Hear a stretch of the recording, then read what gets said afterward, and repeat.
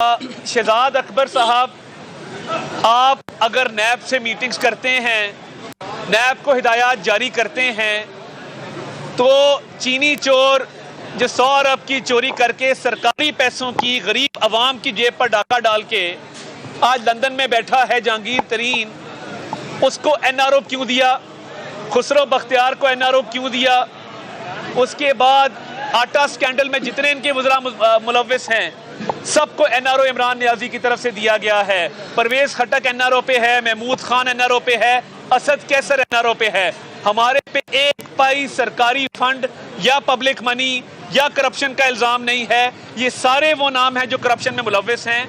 और शहजाद अकबर, मैं पहले भी कह चुका हूँ, वो दिन दूर नहीं है जब आप अपने मुल्क वापस जाएंगे यहाँ से भाग के, और आपका नाम ईसीएल पे होगा। हम आपको भागने नहीं देंगे। आज की कार्रवाई के बाद मुअज़्ज़ज़ अदालत ने नैब को ये हिदायत जारी की हैं कि ये जो सलूक बरता जा रहा है इसका उन्होंने सख्ती से नोटिस लिया है।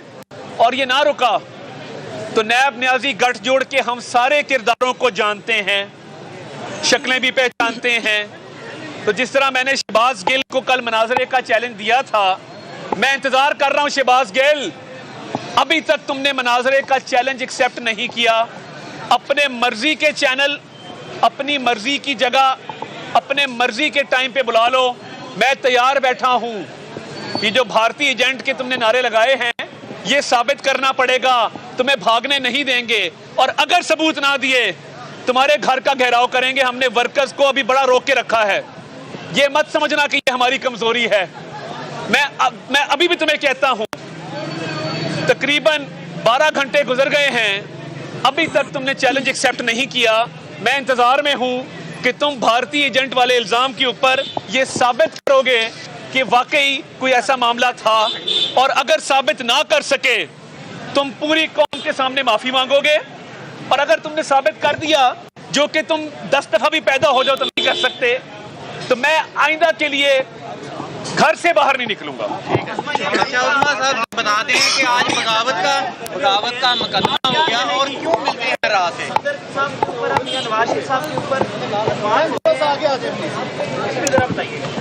जी बहुत शुक्रिया।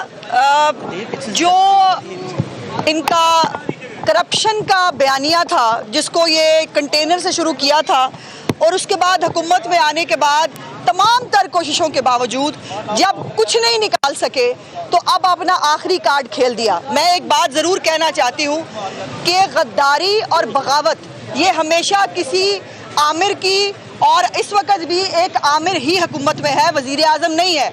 और ये किसी हुकूमत का आखिरी कार्ड होता है जो उन्होंने खेल दिया है, चल दिया। अब हमारी बारी है